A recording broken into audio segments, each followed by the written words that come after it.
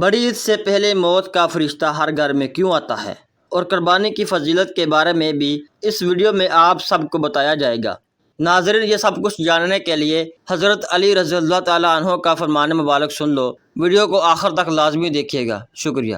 ذوالحجہ کی 10ویں تاریخ، جسے عبید الاضحیٰ کا دن کہا جاتا ہے، لاکھوں جانور اللہ کی راہ میں قربان کیے جاتے ہیں، اور یہ قربانی اللہ کے پیارے خلیل حضرت ابراہیم علیہ السلام کی قربانی کی یاد میں کی جاتی ہے۔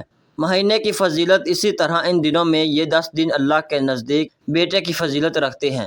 مسلمان، جس کا ذکر حدیث نبوی صلی اللہ علیہ وسلم میں بھی ہے، قربانی سے پہلے موت کا فرشتہ مسلمانوں کے لیے کیا خوشخبری لاتا ہے، ہر کسی کو پڑھنا چاہیے۔ حضرت علی رضی اللہ تعالیٰ عنہ کا قول سننے سے پہلے ناظرین آپ کو ذوالحج کی فضیلت کے بارے میں مختصر بتاتے ہیں کہ ماہ ذوالحج اور اس سے پہلے کے 10 دنوں کی فضیلت کیا ہے۔ پیارے دوستو، ویڈیو میں آگے بڑھنے سے پہلے اس کو لائک، شیئر اور ایمان فروز واقعات سننے کے لیے چینل کو بھی سبسکرائب کریں اور بیل آئیکن کو ضرور پریس کریں تاکہ ہر نئی ویڈیو کا نوٹیفیکیشن آپ کو مل سکے، شکریہ۔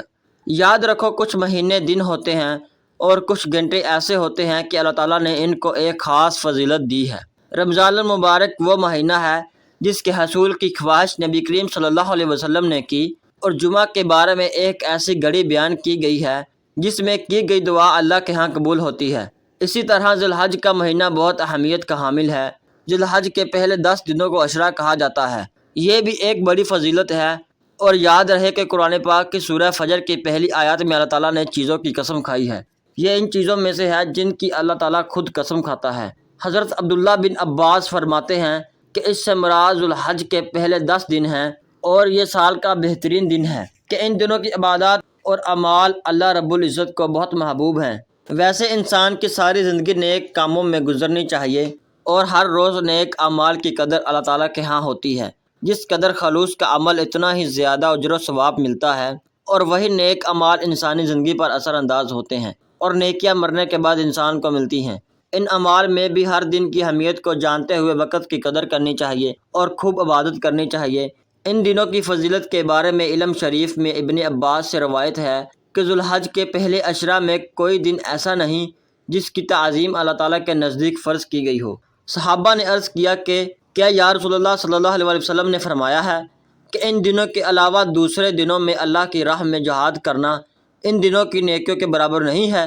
جو شخص اپنی جان و مال سے اللہ کی راہ میں جہاد کے لیے نکلے اور واپس نہ آئے، اس کا جہاد ان دنوں کی نیکیوں سے بہتر ہو سکتا ہے۔ ملاشہ حماد اللہ تعالیٰ کے نزدیک زیادہ محبوب ہے، چونکہ ثواب اتنا ہی ہے جتنا انصار اور ہمدردی کا اور ایک رات کی عبادت لیلۃ القدر کی عبادت کے برابر ہے۔ حاضرین کے لیے ثواب ہے۔ آپ نے یہ دیکھا ہے ماہ ذوالحجہ اور اس کے ابتدائی ایام کی فضیلت کیا ہے۔ پیارے دوستو، میں آپ کو حضرت علی رضی اللہ تعالیٰ عنہ کے بارے میں ایک حقیقت بتاتا ہوں جس کے بارے میں ہم بات کر رہے تھے۔ انسان کے لیے سب سے بڑا انعام کیا ہے، اور وہ کون سا راز ہے جس سے عام آدمی واقف نہیں؟ اس شخص کے سوال کے جواب میں حضرت علی رضی اللہ تعالیٰ عنہ نے فرمایا، اللہ تعالیٰ کے علم سے، کیونکہ اللہ تعالیٰ نے وعدہ کیا ہے کہ جو شخص اس دن حضرت ابراہیم اور حضرت اسماعیل کی یاد میں قربانی کرے اسے 3 خوشخبری ملیں گی۔ پہلی خوشخبری یہ ہے کہ اللہ اس کی قربانی کے بدلے اللہ آنے والے سال میں اس کے مال میں برکت ڈالے گا، اور دوسری خوشخبری یہ ہے کہ اس سال اللہ تعالیٰ نے اپنی مقدس بیماریوں کی پریشانیاں دور کر دی ہیں، اور تیسری خوشخبری یہ ہے کہ قربانی کرنے والے اور اس کے تمام اہل خانہ کی تمام دعائیں قبول ہو گئی ہیں۔ یاد رکھیں کہ اللہ کی بارگاہ میں قربانی کرنا بہت بڑا اجر ہے جس کا اندازہ نہیں لگایا جا سکتا۔ کوئی انسان درخواست نہیں دے سکتا، کیونکہ فرشتے اس شخص پر فخر کرتے ہیں جو اپنا مال اللہ کی راہ میں لگاتا ہے۔ قربانی کے دن ناظرین، حضرت علی رضی اللہ تعالیٰ عنہ کے مطابق آپ نے دیکھا کہ اللہ تعالیٰ اپنے مقرر کردہ فرشتوں کو زمین پر بھیجتا ہے تاکہ وہ بھی اس دن اللہ تعالیٰ کے لیے قربانی کرنے والے بندوں کو بشارت دیں۔ ناظرین، اب ہم آپ کو آگے یہ بتاتے ہیں کہ بڑی عید سے پہلے موت کا فرشتہ ہر گھر میں کیوں آتا ہے۔ حضرت علی رضی اللہ تعالیٰ عنہ کا فرمان مبارک سن لو۔ یاد رکھیں کہ یہ اللہ رب العزت کی صفت ہے۔ اس رات اللہ تعالیٰ کے مقرر کردہ فرشتے حضرت جبرائیل علیہ السلام فرشتوں کے ساتھ زمین پر اترتے ہیں اور اہل زمین کو سلام کرتے ہیں۔ علماء کرام، کون سی رات زیادہ فضیلت رکھتی ہے؟